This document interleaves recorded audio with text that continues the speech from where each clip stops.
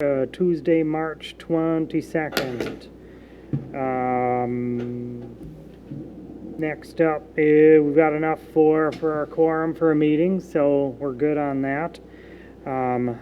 Third was a public comment. I didn't see anybody signed up on that, and I don't think that there's anybody on there, anybody else on there that would wish to. But if anybody does wish to, they're open to making a comment. Nobody. All right, hearing nothing with that, then communications then. Does any member have communications they wish to share?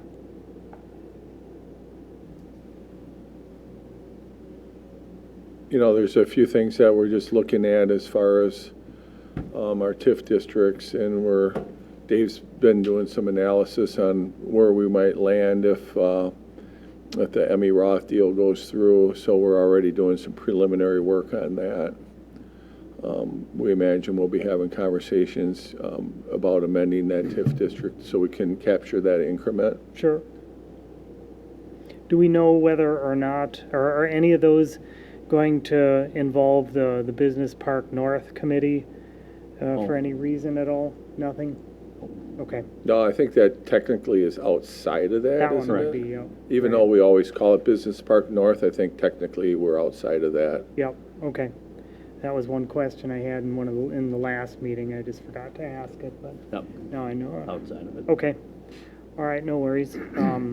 Any other communications, anybody? How's it been going, Dave? So far, so good. Week 3, and I still like it. Keeps coming back, so we're encouraged. That is a good thing. All right. No other communications. We'll turn it over to reports. We've got a slew of them in there, so how do you want to run it, Dave? Well, you've actually got reports for both January and February. And then I've got some of the reports in both detail and summary reports to give you guys a flavor of what's available out there. We can certainly do it the same way. We can give the shortened reports. I guess I'm just looking for input from the committee as to what they'd like to see. I know at least not just to completely reflect back on the past of it. We always liked seeing the summary reports, and then if there were any of the things that were in there that were kind of out of the ordinary material things, and Jamie would make like a side note or something about it. Okay. Just something simple like that, and that seemed to have worked for everybody in the committee in the past. I don't know if others have an opinion on that, or... Yeah, I agree. I think it was helpful to have the comments and read just things that he had taken note of and why. So I would agree with that. So just sort of like an executive summary sort of thing, like just top level things, like, hey, you know, this account was like at 125% this year, and that's because of, you know, blah blah blah, whatever. Okay. So kind of summary reports with comments as needed. You're not looking for the detailed 70-page report that we have in there. I mean, just attach them to have them available. Okay. I will sort through those. Okay, so still provide them, but, Yep. okay. Yep, I think so. And then everybody can kind of pick and choose which route they want to go with that. But I mean, at least as far as within the group and for discussion purposes, the summaries have always been the most helpful. And then Okay.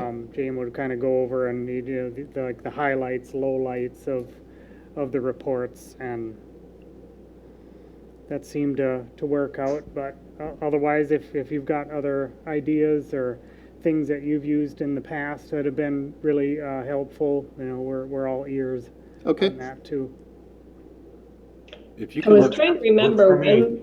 when was the last time that Jamin was at a meeting? Was that back in October? I don't know if that would be helpful for Dave to just look at one of those previous meetings just to see what we're accustomed to. I mean, again, I'm certainly open to new ways of doing things, but it might give an example. Yep.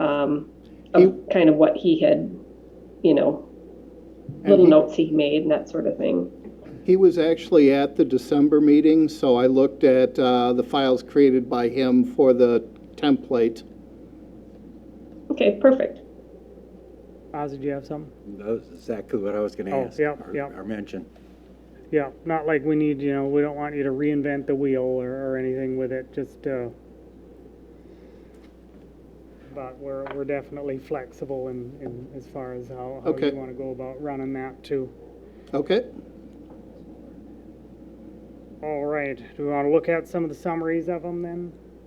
Totally up to you folks if we can. I did not, other than glance at it myself, you know, I didn't see anything that really struck out at me. Yeah. And again, with 2 months' worth of reports, there's a lot of data there. Yep, yep, for sure. I looked them over and I didn't see anything that really stood out in there. Got a couple of big checks still sitting out there. I saw that, but Well, and depending upon, you know, when they were issued, you know, Right. like if it was issued February 26th, between mail and processing, you know, Yeah. it probably cleared March 2nd. right. Yeah, I was watching them like with a couple of different reports where they were on there in the December roll, but then they dropped off in the later bit. But Right. I just had one question. I think it was on the cash summary report for the month of February, line 254. Have we gotten some ARPA money already? Because it was 682,000 unless I'm misread something. And I don't know if you know that offhand. I believe But I we was actually curious. got the cash already, and it's just earning the spectacular interest that we've got out there. Okay. Thank you. You're welcome. all right, anybody have any other thoughts or questions about the reports presented? And again, you know, we'll work over, you know, we'll knock the corners off of them and Okay, we'll figure it out. sounds good.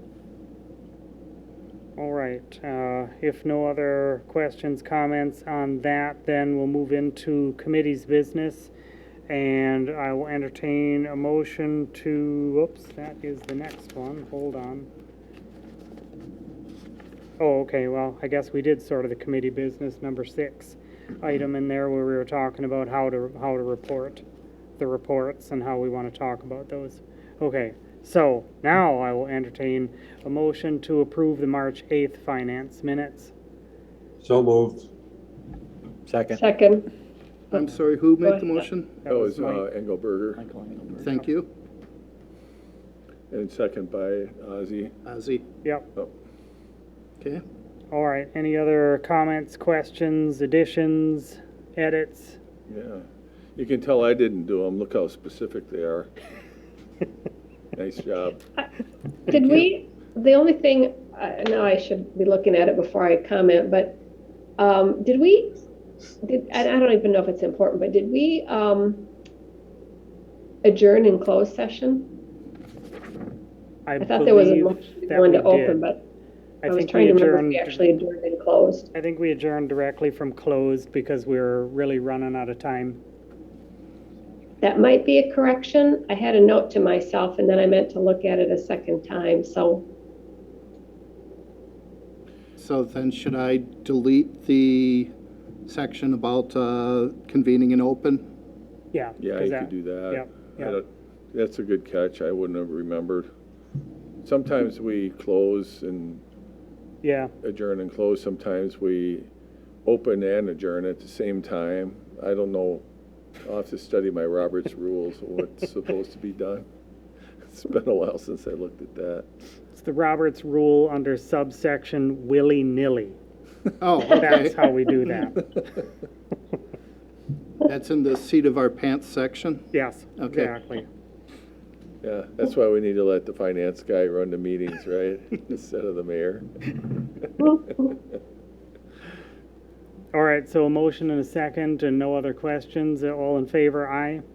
I, Any opposed? All right, minutes are accepted. Next item up is the resolution for approving an agreement to undertake development, the Parker Cole Edition, which is the Isham Street extension. A great introduction. It's really just a 6-lot subdivision, pretty small, straightforward. The framework of this agreement is very consistent with previous ones and ones you've seen recently. Worked with Matt Dragney to put this one together. I think you'll see much more detail in one that we're working on the 51 West just because of the complexities of that one. But we're pretty comfortable with the format of this one for this small 6-lot subdivision. So staff is recommending approval of it. Motion to approve and send to the council. All right, is there a second? Second. All right, any further, well, Made the motion. Michael? So, you have something there? yeah, so do we still need, is attachment B in there, Rodney? That was So, Lisa. We will insert the insurance. So this is really a recommendation to council. The insurance attachment still is yet to be inserted, and it will be expected to go into the packet for the council meeting.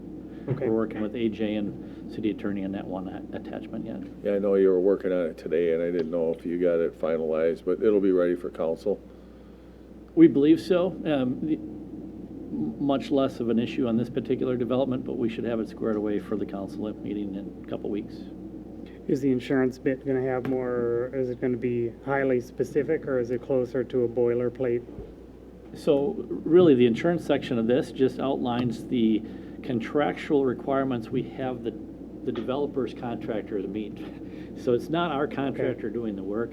We're just kind of imposing our standards on them to carry out the public improvements. So I see. it's different than if we execute the contract ourselves. So that's Yeah. why there's some nuances to that they're working through. Sure, just one step removed then. Yep. Okay. All right, there was a motion and a second. Is there any other discussion, questions? I know we've seen this one, or we've seen this development bit a number of times now.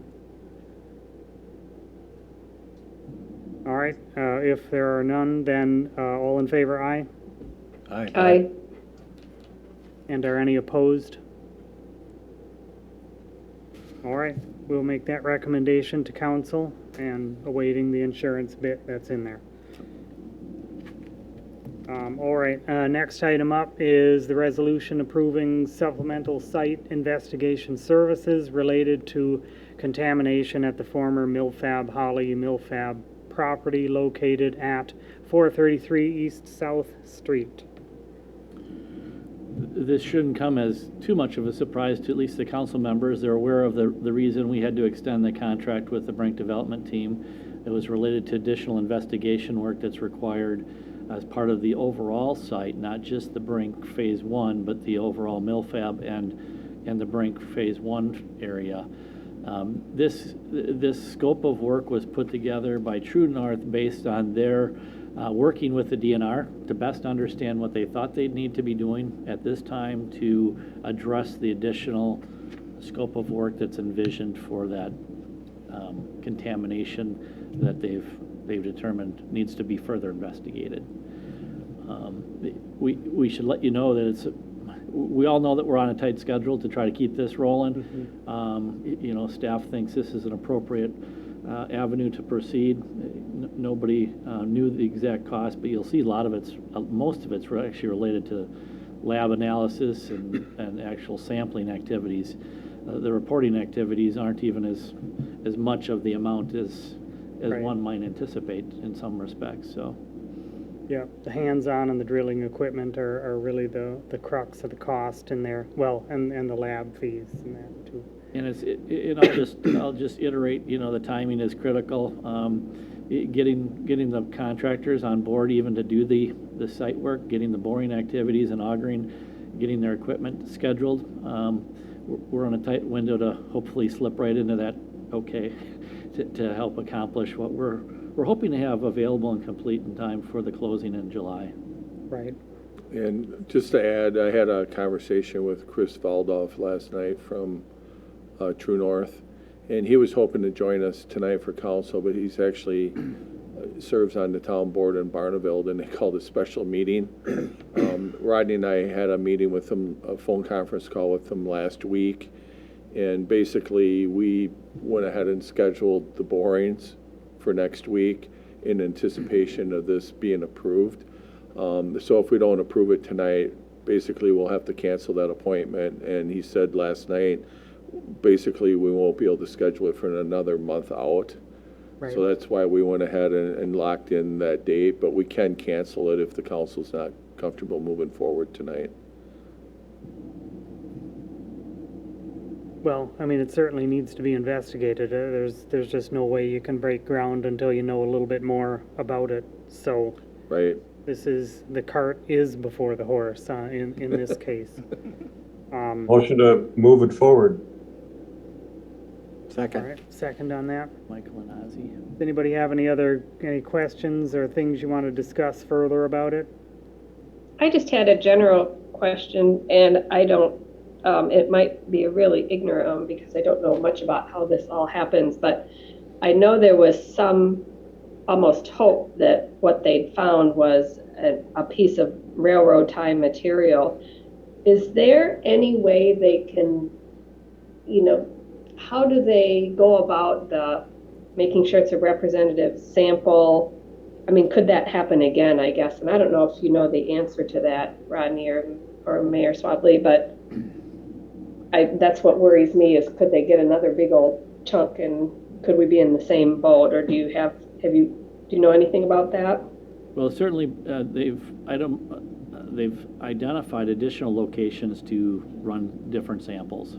So certainly the hope is you wouldn't end up with that concentration. But that's really why you're doing the testing. You're really doing the testing to see if it is an issue that is outside of that initial sample we got before. In addition, this isn't just limited to that particular spot location. There was other site remediation testing that's being done as a result of the overall plan. So this isn't just focused on that one particular finding that was really highlighted at the last discussion. And one of the things they do, Lisa, is they pull the old Sanborn maps, and I think that maybe that's where they identified where the railroad spur was. Those old insurance maps come in pretty handy when they're trying to pinpoint things. So I think that's one of the resources they looked at, as well as there's some aerial photos that sometimes you can disseminate on Access Dane if the quality is there. So, we'll keep our fingers crossed that, this will be it, but you never know. I mean, I think going into this, I know Alderperson Schumacher had some concerns and he was right again, but, hopefully this is it. The one thing, or Lisa, to further expand on your question, I think that hopefully in the additional borings that they were going to do, because I think some of them were like the one inch borings, and they had they're 3-inch to get the water sampling out of it, and the 1-inch was just a soil core sample. So hopefully what they would do with the 1-inch samples is that they would actually look and see that they're just pulling soil up and not wood, so that they're not, going at or sampling the wrong thing essentially, or sampling something that would essentially be encapsulated. They wouldn't need to worry about that as much. In looking at their data altogether that they had in here, I mean, I'm still concerned about two sampling points in there, because by looking at how the chemicals are and their levels in there versus where the river is, you can certainly see how the groundwater moves underneath that property. So there's a couple that I'm concerned with of what they'll find in it, but we won't know until they bring them up. Yeah, and that was, I guess, you did a better job of being more concise than I was, which is, how do they make sure that they're getting soil and not, a piece of wood? And that seems so obvious, but I don't know their equipment, and I really don't know enough about how they do, how the process works. So I feel pretty ignorant about it, so hopefully they can, as you said, get the soil and not a piece of material. I'm hoping that because this is essentially like the second check of this area, that they would be a little bit more thorough in looking at these core samples as they're coming up. I mean, they're only like 15-foot cores, so. Yeah, and the other thing is, you know, we're still planning on proceeding with some of the work down there as well with the bridge abutments. So as far as we know, that this isn't going to hinder that. Yeah, actually, the piers, actually the bridge abutments on either side of the river, we feel comfortable in proceeding with that. They're mobilizing to do that. We've had conversations with the DNR. The timing of when these samples are going to be taken are conducive to the schedule for the trail work, because this testing, in theory, should be done before much of the trail work actually starts. The river bank and the river edge stuff can't be done until after May 15th because of fish and aquatics. So there's a window of time that they can do stuff. They can do the abutments, but they can't do some of the other shoreline stuff. So in theory, we're going to have sampling back that'll help facilitate the timing of the river walk at the same time. And I'm less concerned the closer you get to the river. It's that little bit that's back behind that. All right. Does anybody have any other questions after we beat that one to death? Nothing's easy, I tell you. No. Oh, and the funds for this will come out of the TID 8 cash reserve, right? Correct. Okay. All right, we had a motion and a second on that. All in favor, aye? Aye. Aye. Are any opposed? All right, we will recommend that sampling up to council. Which is on the agenda for tonight. Yep. All right, next item up is discussion and possible action regarding reduction of the GIP Glacier Moraine Letter of Credit. You've got 2 pages in your packet. The first is part of an email string from Dave Ferris at Ellers, where after he looked at Jamin's spreadsheet, he's comfortable with lowering the letter of credit by $99,235. The second page is the actual spreadsheet from Jamin, and I went through the numbers also, and I understand the logic of it, so I'm comfortable with it also. So you might recall the Grosso Project is out off of Glacier Moraine where they're building the business incubators. And right now they have 2 completed. Their third one, I was out there yesterday. The third one looks like it's just about ready. And the fourth one, they have a little bit of framing to do.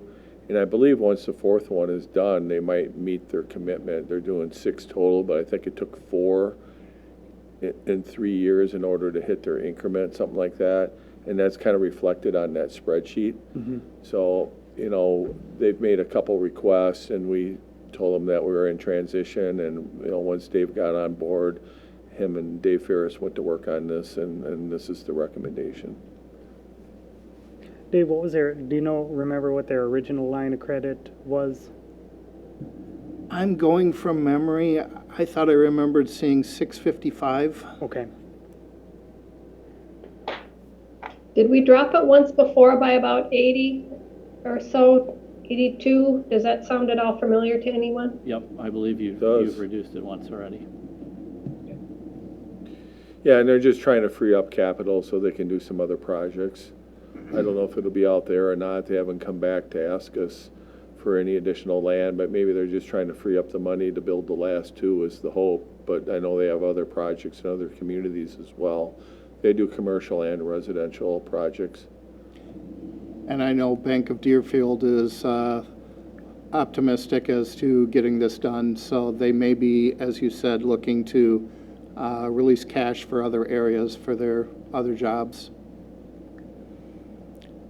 So assuming that the committee is okay with it, with the motion today, then we will draft the actual resolution so that it gets included in next week's packet, plus next meeting plus next council's. So in theory, you're going to approve the concept, and you'll approve the wording next week, or next meeting, excuse me. And have you been in communication with them to kind of let them know where we're at in the process? Because I haven't been. Other than Bank of Deerfield, no. Okay. But I can certainly follow up, find a contact and follow up with them, let them know where we're at. Yeah, you think usually like Kathy, I think is the one that, her name should be in an email somewhere. She's probably the one that's inquiring, or maybe the bank communicated for us, I don't know, but we can certainly at least let them know tomorrow where we're at in the process. Okay, I can certainly do that. All right, anybody have any other questions on this? If I would not- move to approve, recommend to council approving the reduction in the Glacier Marine letter of credit. All right, and we won't move it to council just yet. We'll get our resolution language for next week. So this is just letting Dave know to go ahead and draft that resolution. Alrighty, yeah, that sounds good. Okay, is there a second on that? I second it. Very good. Any other questions or discussions? Mike again. All right, all in favor, aye? I, Are any opposed? All right, go ahead, Dave, and get that drafted up then, and we'll Okay. see it in the next meeting. Okay, All right, last item up, which we weren't sure if we were going to get to tonight, but we blew through it. The discussion regarding council member pay adjustments. well, the first item there is a spreadsheet. Originally, Jamin did it. I just went through myself to make sure where the numbers are, changed the format to highlight a few other things. After that, you've got a email from back in late January about council members' salaries, and another one from councilperson Tukalski about refusal of salaries. So I'll open up the floor to anybody with comments. All right, and as we were talking about a little bit, that where we left off with this was the thoughts that we wanted to have with it were whether or not we could set a future date as far as we would say, you know, here's a cutover date that all council pay, all members would get adjusted to after that date, and that wouldn't coincide with anyone's current term. So we wouldn't be in violation of the statute by that means. Correct. So- You just have to, you can't adjust current pay, but if it's for a subsequent term of office, there's no problem. If you wanted to do it for 27 years in the future, you could. Sure. And I think that was one of the things that we needed clarity on. I mean, we've guessed that, we do need to up this a little bit as we're on the low end of average for the municipalities around. But how we would go about rolling that out, whether we would do that, just pull the Band-Aid straight away or not. And And we'll confirm with the attorney with the league, but everything that I'm aware in setting salaries, that's comfortable, and that coincides with the article that's included there. so would that be, and then ultimately it would be, we'd kind of choose not an arbitrary date, but we would choose a date, like you say, like, April 15th of 2027 or whatever, just Whatever some date, date in the future that doesn't override or doesn't run concurrently with anyone else's term. And just, that's the date. Everybody that's sworn in makes this, and everybody else, yep. Yep. So I guess the question is that the direction that you want us to go? If we do, we'd probably draft a resolution or an ordinance or something to that effect. And then when we get to 2026, we'd have to budget for it. Right. Anybody have any thoughts on that? 'Cause I know those were our only issues on it, were whether we wanted to stagger the increase or do it all at once, and if we could do it all at once, are we allowed to set it at a future date?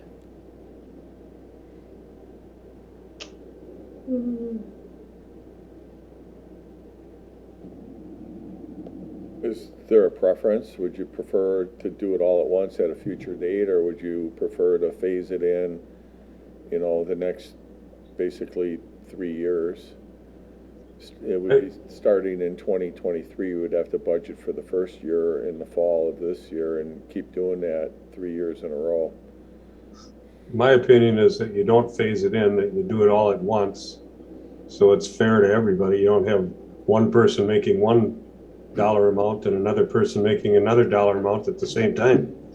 To me, that doesn't make sense. So it shouldn't be phased in, I don't believe. So it'd have to be at least 2025 when the last person would be up for reelection. That's the part that's still a little confusing to me. Yeah, that would be the soonest, I believe, Correct. Yeah. because we can decide it now, and like for instance, I would have another term coming up in April, so I could make a decision about it now, but I couldn't benefit from it until I would have to rerun for another term following the other one. So would it be 25 or 26? Should be 25, right? 5, I Be 3 thought. years from Yep. now. Well, Because the ones that I elected this year will be up again in 25, correct? right. Yeah, Yep. yep. It would be 25. So it will be something that we could set to go into effect on whatever, April 15th or whatever date after swear in, and then there it would be.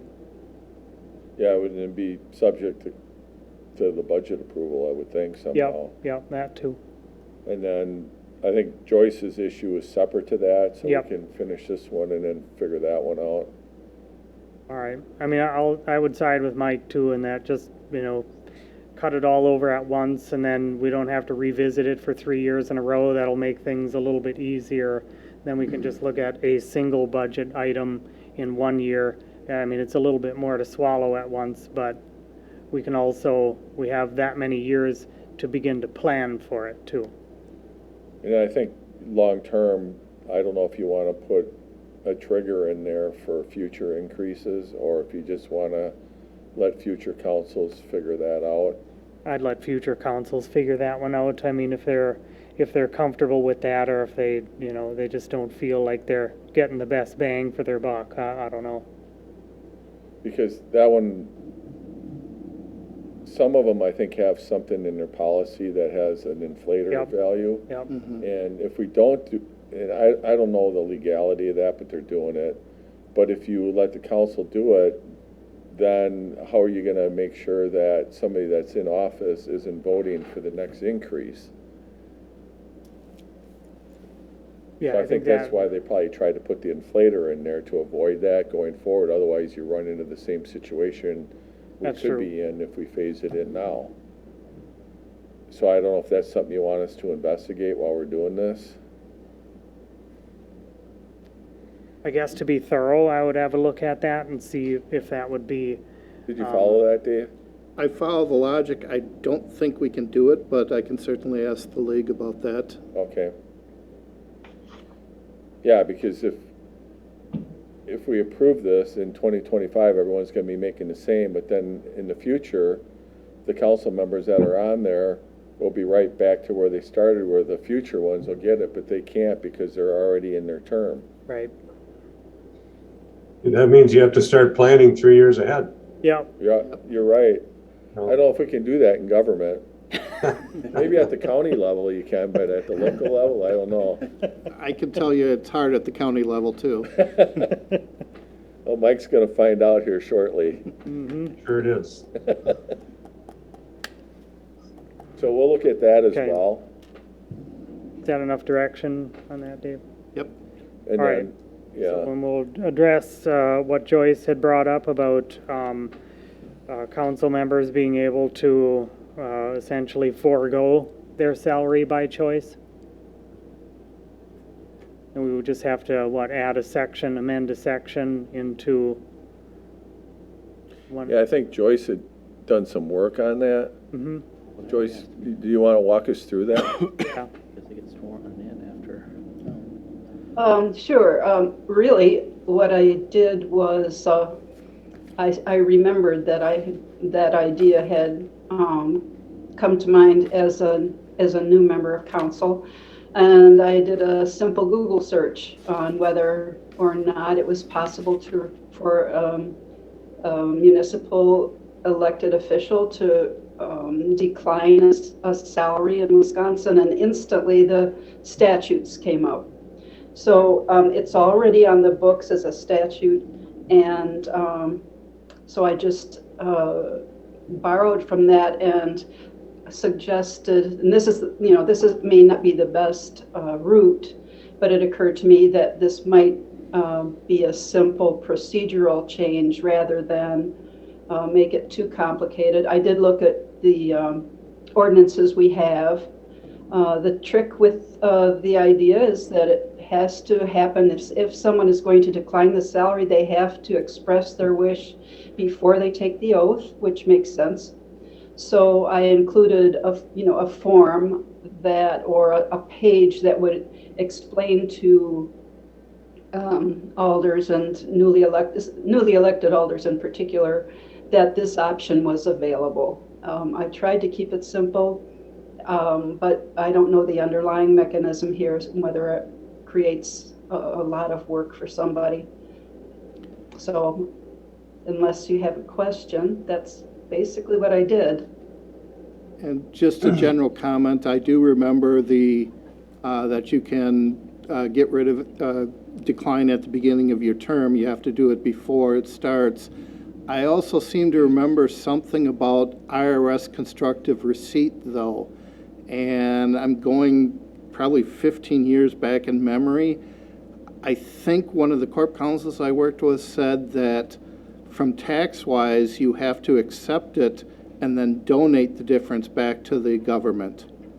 So I'll have to do some quick research on IRS constructive receipt to make sure that we're following tax law.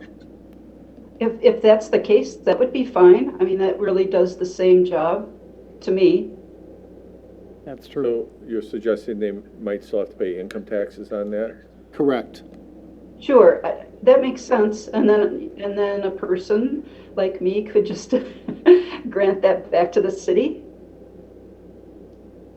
I like that. We do accept donations. Yes, we do. And we are considered a 501c3 for tax purposes. Guess my question is, if it's already on the books, on the statutes, why do we have to address it? Yeah, that was my question too. I think it was mostly an awareness thing. I didn't Yeah. even know such a thing existed, so thanks for doing that, Joyce. Sure. I spoke with the attorney, Dragney, once.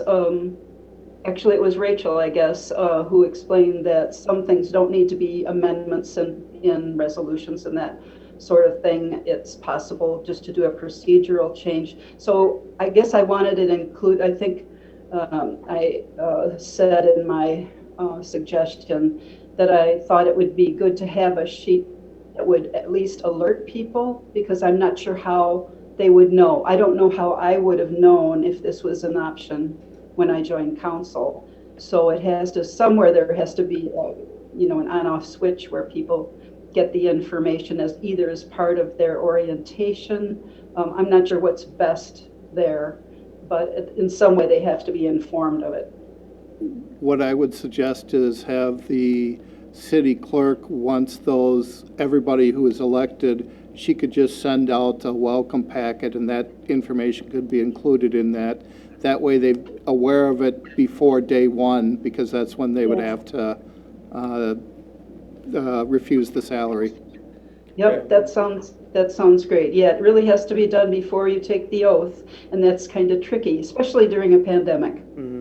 Yeah, and the other thing we do is they also meet with HR to set up the direct deposit and get their Yeah, that's true. iPad signed off for and things like that. So Sure. between the clerk and HR, they should be able to facilitate that. And we do get that series of documents, right, or before taking the oath, like our code of conduct and all those sorts of things. So I wonder if that might just be a paragraph inserted into that documentation, maybe, that this is an option for you. Yeah, I guess so. You can discuss it, or, we can discuss it at council maybe, but I am concerned that some people you're so busy when you're a new council member that I'm just afraid that might be lost. So you do have to sign at some point for your salary. You have to provide your personnel papers. So something that would be a separate notification, I think, would be a good thing. Maybe at the point where where HR is setting up the direct deposit type things, because you're either going to say, yep, I want that, or I don't want that. So Okay. Well, Dave will work with Candy and AJ to okay, figure out something then. All right. I think that's Good. reasonable. All right. So we have direction. I think that's all Yep. we're looking for. Thank you. Thank you. All right, that runs us through our committee business, and all we have hanging on the future agenda items are the future treatment of costs eligible for special assessments. And I know we keep kicking that can down the road, and we've gone over the pros and cons about that, but I think we'll circle back on that one again at some point in time. So leave it as a future item Leave it as a on next. future item, yeah. Okay. I mean, I think at least based on kind of things that we've got going in the pipeline, it seems like our committee business is gonna heat up a little bit here in the Yeah, we next can couple of weeks. Connect you months. with Director Aber, did quite a bit of work on that. There's some municipalities, I believe, Wisconsin Rapids, when I spoke with them, they were talking about going to a referendum to do it. So there's different ways to approach it if we wanted to go there. Janesville was talking about doing it. I think they ended up doing a wheel tax. I don't know if that was instead or in addition of. I haven't really researched it, but more and more communities are dipping their toe in on this. I know Matt still is a little bit queasy about, it's kind of a gray area in the law. Is it a tax? Is it a fee? What is it? So we've got enough to start with, and we'll just have to freshen up on it, and maybe if nothing else, we can provide an update. Even if we're not ready to get to a decision point, we can see what's going on with the rest of the municipalities throughout Wisconsin. I think if we revisit it in the next meeting or two, I mean, that should be fair. Yeah, and just so you guys know that this Zoom link is the same one that's on the council agenda, so you don't have to log off. All right, unless anybody has any other future agenda items, I would entertain a motion to adjourn. So moved. All right, moved by Second. Ozzy, second by Lisa, I heard, I think. Yep, Any other maybe Mike questions, too. discussion? All in favor, aye? Aye. Are any opposed? All right, meeting is adjourned. Thanks, everybody. Have a good one. Thank you. Hey, Lisa.